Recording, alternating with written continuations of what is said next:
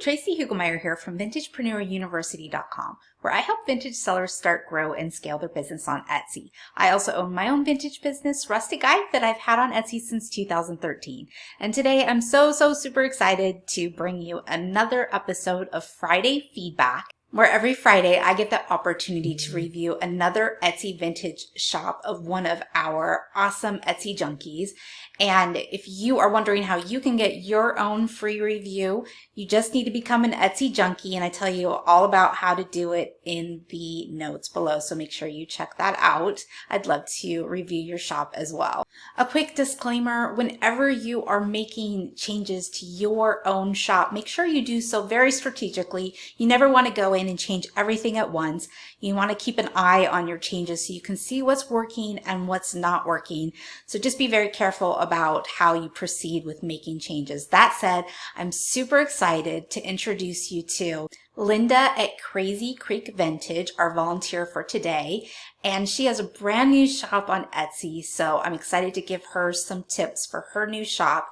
And if you're wondering, if I'm going in any particular order, because I've been asked that a few times on who I'm giving these reviews to out of the volunteers that I've received so far, I'm just trying to mix it up, doing some older shops, some newer shops, and trying to find different points that I can touch upon. So other than that, there's no particular order. I'm just picking a shop that I can get some new fresh ideas for, and I will be sure to get to as many of the reviews as I can. So I'm going to go ahead and jump behind the screen and let's get started. Okay, so here we are in Linda's cute new shop, and I will link to her shop below for you as well so that you can go check it out. And if anyone's watching this and there's something that you just have to have in her shop, make sure you go be her first sale. That would be so cool. And just a side note that I don't necessarily usually recommend visiting shops just for, to give them some love, to give them some hearts, to give them some likes, whatever it is, because that, unless you are truly interested in the items that they have for sale, and you're being authentic about it, then it really could end up hurting them more than helping them, because it could lower things like their conversion rate. And I talk about that more in other videos. But I don't send people to other people's shops just to give them love. But because she's a brand new shop, if there's something that you want to buy, then definitely go check it out and buy it. Linda, I also want to recognize that I do know your shop is brand new and there's probably all kinds of things on your to-do list. And some of the things that I mentioned in your review today are probably things that you just haven't gotten to yet. And I totally get that. I have a to-do list of things I haven't gotten to yet, and I've been selling since 2013. So please know that I know that you probably already are planning to do a lot of these things anyway. All right, so the first thing that you want to probably focus on, one of the first things as a brand new shop, is you want to start building out your shop and making it look more complete. And again, you're brand new, so I'm sure you're working on that, but doing things like adding your logo and adding a picture. I do recommend that you put your face here. That's just a really kind of cool way to connect with your customers by showing them who you are and giving that personal touch. And if you decide to add a banner, you can do that. And then it's really going to be for you about adding items and really building out your shop. Now, I do love that you've started this, you've started your about section and you give a really great story. I think that's really neat. I also like your, here where you introduce yourself under shop members and you say, you add a little bit of humor. So I'm already seeing a little bit of your personality and your brand personality come out. I think that you should definitely play on that. That you like to tell stories and suggestions, which is an awesome technique for selling, by the way. But I'm seeing a little bit of humor here, and I love that about you and your story, and I would play on that as much as possible in your item descriptions and every other place that you use to connect with your customers, social media, things like that. When it comes to your about section, The only thing that I would recommend is that you add your keywords for your shop. Usually every shop should have 2 to 3 keywords that they use to describe what they sell. So you're close here where you're talking about one-of-kind gifts, home or party decorations, but I would tweak that just a little bit. If you're going to focus on vintage gifts, vintage home decor, and vintage party decorations, I think that that would be great. Just add those as keywords here, still in a natural way like you do, but you can just tweak it a little bit so that you are optimizing for the outside search engines like Google. So again, use your key shop words to describe what you sell in your shop in broad keyword terms. Put that in various places of your shop, like the beginning of your about section. You can also put it here in your announcement. And the other place that you want to put it is right here in your shop title. So right now you have sustainable design. Is that something that you want to play on? Because that's a great thing to use as well for your vintage shop. So do you want to sell vintage sustainable goods, for example? So you want to then make that your keyword for your shop, vintage sustainable goods, and maybe vintage decor or something like that. And then just repeat those here in your shop title, in your about section, in your announcement, and also in various places in your item descriptions. That helps to reinforce to those outside search engines what it is that you offer in your shop. Okay, I've jumped down to Linda's shop policies and everything's looking really great here. Your shop policies are filled out and everything looks complete. Just filling out your policies alone will help you with your Etsy SEO, search engine optimization. So great job there. Etsy has told us that if we fill out our shop policies and use the template, which you have, then we will get a small boost in the search results on Etsy. So definitely, if you're a brand new shop, that's something that you want to prioritize. And I see here that you're accepting returns, exchanges, and cancellations. I love, love, love that. I always recommend that for all shops whenever possible. And the only thing here, the following items can't be returned or exchanged. If there's something in this list that you know you're never going to sell, like food or flowers, maybe you are, but if you're never going to sell perishable products, then you can just take that out just so that it is more customized for what you're offering in your shop. Just not a huge deal there, but just something that I like to point out. And then if you are shipping anytime sooner than 2 days, I would probably change that. But if you're always shipping after 2 days, then that's fine to leave it. So in other words, if you sometimes ship the next business day, you might want to change the request a cancellation within. There's actually an option that says before item has shipped. So just make sure that whatever you have here aligns with how you actually ship out, which might already be the case. I'm just pointing that out just in case.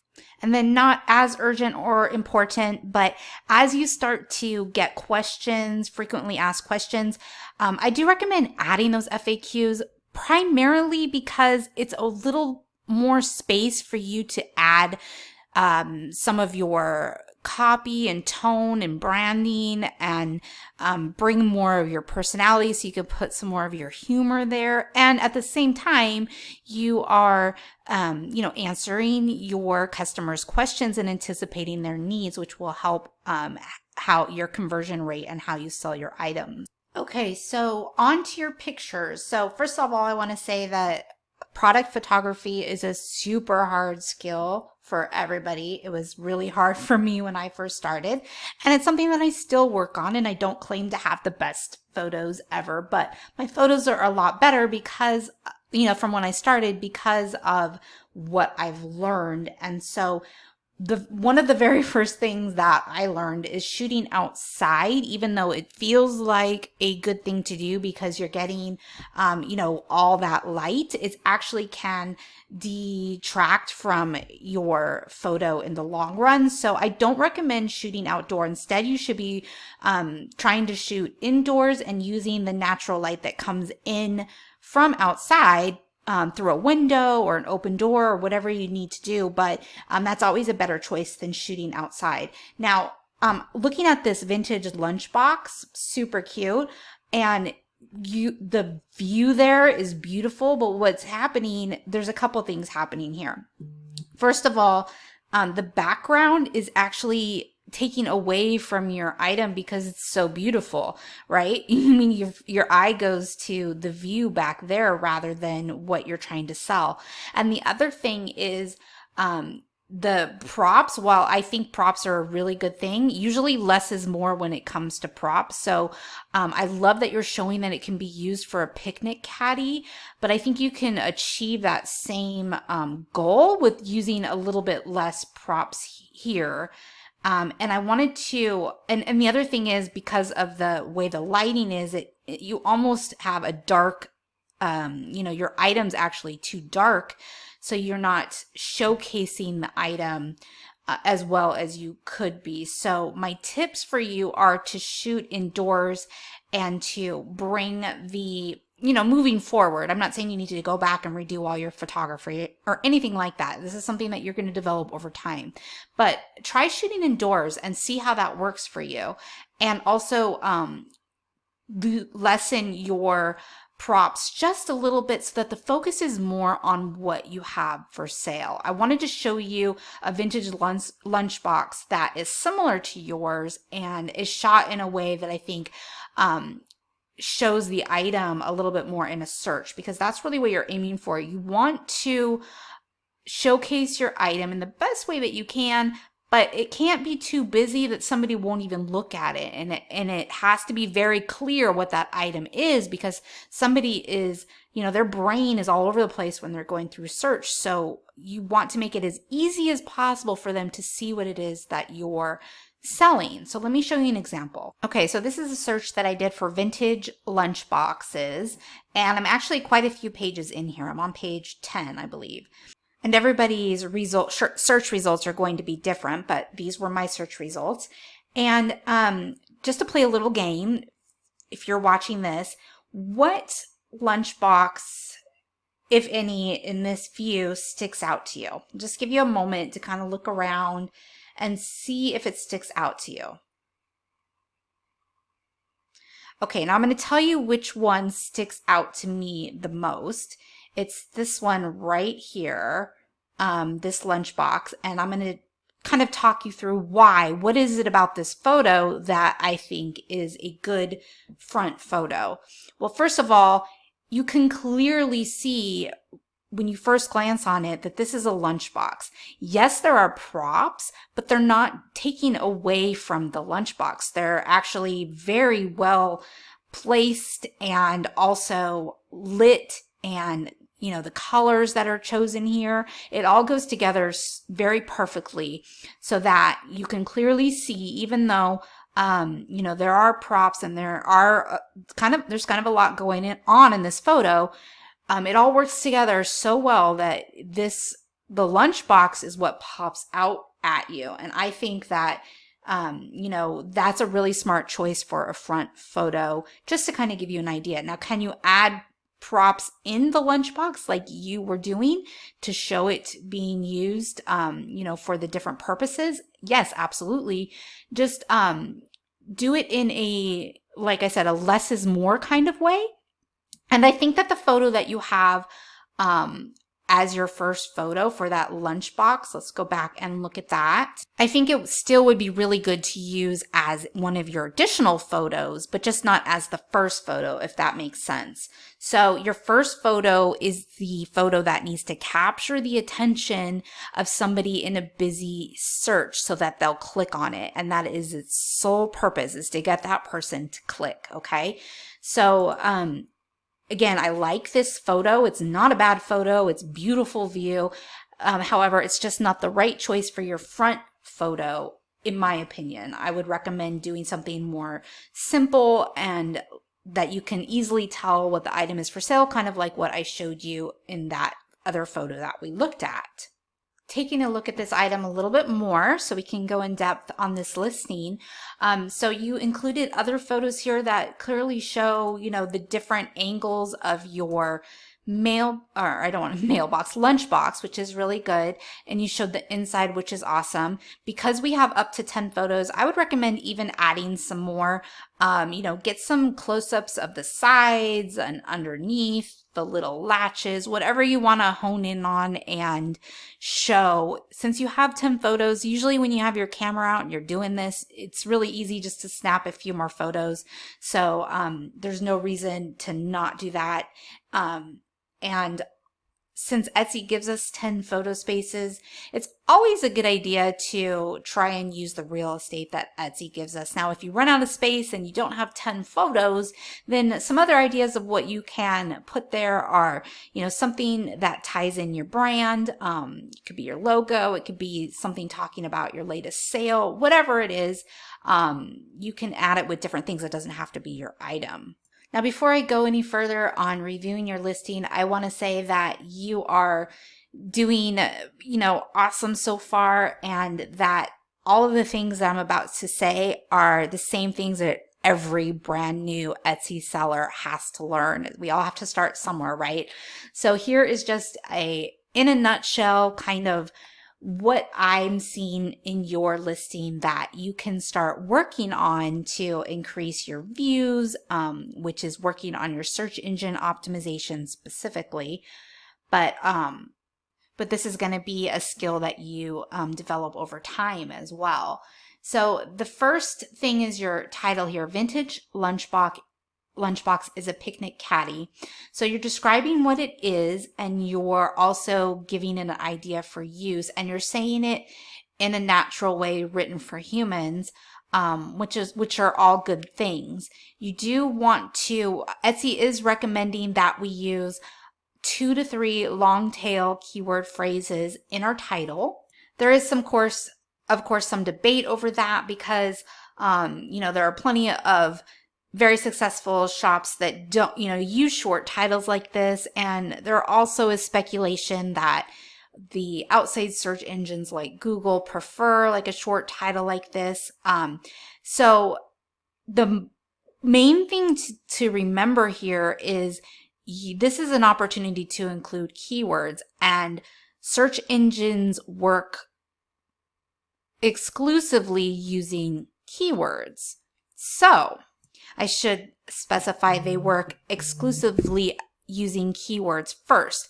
Etsy, for example, will first determine who's going to show up in a search by the keywords and then rank you based on many different factors in that search accordingly. But the first step is you have to show up in the search with keywords. So make sure you're using all your keywords in the places where Etsy is looking for them, and the only place that Etsy is looking for them is in your title and in your tags, and then also things like your attributes and all those extra little places. They call them bonus keyword places, like your materials. Those all help as well, but primarily your title and your tags. And right now, the only thing that you're including in your title for keywords is vintage lunchbox and picnic caddy. And then if we look down in your tags, you are including some additional keywords, but you're not taking full advantage of the opportunities to include more keywords, which are going to help you get found even more. So generally speaking, you want to avoid using one-word keywords because simply because you're missing opportunities to include more keywords. And the more keywords, relevant keywords, I should add, that you have, the more chances there are of your items being found. So instead of saying carry-all and gift, for example, you could say carry-all gift in one tag, and that leaves and more tags open. So a lot of people get stuck on keywords. There are several tricks for coming up with keywords, but one of my favorite is by using a free tool. They have a paid service as well, but erank.com has a free tool in their free service that allows you to look up any keyword, and basically you put in your keyword and it spits out a whole bunch of other ones that you probably haven't even thought of in like this cloud thing, which is really, really cool. So I'll link to how you get to that in the notes below for you. But here's another quick trick on how to find keywords. If you search for anything in the Etsy search bar, so let's start typing things in, and notice this popular right now. Ooh, rustic Halloween. Anyone have any rustic Halloween that they can be listing or adding a keyword rustic Halloween to, for example? Hint, hint. But if you start typing in, let's type in vintage, and then do you see how all kinds of other things pop up? Let's go ahead and type in lunch, and right now we have vintage lunch box with and without a space. So are you including lunch box with the space in your tags, for example? That might be a good idea. Also vintage lunch tin, vintage lunch bag may not apply, but you know, any of the additional things that pop up here, you can, this definitely is one that I would put in, but this gives you ideas. Now, you don't have to necessarily do plurals because Etsy recognizes and translates plurals for you, but you definitely want to make sure you have vintage lunch tin, for example. So that's another trick of how you can see things that are being searched for that are similar to your item. All right. And finally, if you get stuck on keywords and you know what to put there, think about who your item would make a good gift for, or different ways to use it, like picnic caddy. That's really good. But the more you can think about how, you know, who it's a gift for, you could put vintage lunchbox is a picnic caddy. You could put comma space, gift for, you know, grandpa, or gift for a retired dad. I mean, however you want to, or whatever gift idea that you can come up with is always a good idea to add as a keyword if you're stuck on what to put. Okay. And then I love how your description is really good. I love how you put your, you know, right away, it's an iconic workman's lunch box becomes a caddy for picnic, art supplies, storage, or lunch. So you're giving them an idea right away, and you're also using keywords. And by the way, a lot of these keywords are good keywords. You should be adding them in your titles and tags too, because right now, as far as we know, Etsy does not look at our descriptions to pull out keywords for a search. That may change in the future, but they will not look at descriptions, or are not looking at descriptions right now. However, outside search engines like Google do look at everything, so that'll help with your outside search engines. Same thing with American Thermos Bottle Company. Now, you might not want that in your title, but I would definitely put it in your tags because somebody might be searching in particular for an American Thermos Bottle Company lunchbox. That's a valid thing. People often search by, you know, the maker. So make sure you include that somewhere in your keywords if you know who the maker is. Look at this. You even talk about that it's a gift for a budding geologist. So there you go. Gift for geologists. Put that in your tags. You're already thinking of these things, so it's just a matter of kind of rearranging and optimizing for a search. So you're definitely on the right track. The only other thing that I would recommend that you do with your description, because you break it down really well, you might consider adding some bullet points just to make it a little easier for somebody to get through. Because if somebody looks at this, believe me, people don't want to take the time to read through a big long thing a lot of times. But if you break it down into bullet points, something about that is easier for people to get through. And then also You can consider putting titles. So like, for example, approximate dimensions could be a title, and then under that you put the dimensions rather than just putting it in your description peppered in somewhere. And I actually don't see, let me see, I don't see the dimensions on this one, but I saw it in some of your other items. So just make sure you're including the dimensions. That's always going to be important for items, to include dimensions. And then here where you talk about, you're suggesting other items to go along with it, which is great. And you even say check out your shop for other fun surprises and things like that. But I would go one step further here and put a link back to your shop, because a lot of people, believe it or not, they're not going to even know how to go back to your shop. They're not going to know they have to click up here to go to your shop. Remember, at this point, they could just be looking in search. So as far as they know, you're just one more item in search. So make it easy for them to get back to your shop, whether you're directing them back to your main shop or another section or another item, or a combination of those things.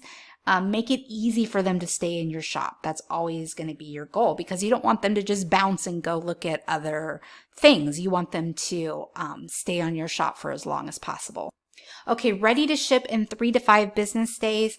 If that is what you are able to do, then by all means, keep it like it is. But if you usually ship quicker than 3 to 5 business days, I always recommend that you change it to your shorter time. So for example, if you're usually shipping in 1 to 2 business days, change it to that. Even if sometimes, occasionally, you can't ship within 1 to 2 business days, you can always handle that with communication with the buyer. Now, I'm not saying if you're consistently shipping outside of the 1 to 2 business days that you should promise you can ship it in 1 to 2 business days when you usually can't. That's not what I'm saying. However, if they're just, a lot of times I notice that, or what vintage sellers tell me is that they want to make sure that they give themselves time, so they err on the side of caution, and I get that, but it's really going to help you, especially during the holiday time, to cut that time as short as you can, because people don't want to wait, to be quite frank. They don't want to wait, and especially if they are if it's something that isn't being custom made for them, which that's obviously explainable, and people are willing to wait for that kind of thing, but they're usually not willing to wait that long for an item that's ready to go. So if you can increase your time, definitely try to do that. If you can't, please don't worry about it. Keep it like it is. I know I just probably went on way too long about that particular subject. Okay, so Linda, you are doing an amazing job on your brand new shop. You should be so proud of yourself just for getting this far. And I'm not even kidding. I cannot tell you how many people tell me they're just afraid to get started. And I get that. It can be scary, but be proud of yourself that you did that, because not everybody can do that, and you are on your way to building a business for yourself. So that's really cool. These are all things that everybody has to work on when they're new. They all take time to learn. Hopefully this gave you some idea of, what you can work on for your own shop. Of course, you're going to continue to add new items, and that's going to help your reach as well. But I always say, when you're adding items, do it thoughtfully. Don't just add items just to add items and get more items in your shop. Do it thoughtfully. Think about what you want to focus on. Think about, your best photography, putting your best foot forward with your photography, because it's no fun to do a ton of work and never get anyone to look at your items, right? You want to start to build things, or continue to build things that are going to get the most views and then ultimately sales for your shop. So just adding things to get to some certain magic number, which I do not believe exists, is not going to help you. However, thoughtfully adding things and moving forward with a strategy is going to help you, and is ultimately what's going to make your business successful. All right, Linda. Well, I hope that was helpful. Again, if you want to find out how to get your own free review like this one, check out how to become an Etsy junkie in the notes below. We would love to have you join us in our free Facebook group. That's one way you can become a junkie. And if you liked this video, make sure to give it a like and subscribe to my channel. Click the little bell as well so you get notified whenever a new video comes out. Thank you so much for joining me today, and have a wonderful rest of your day. Bye!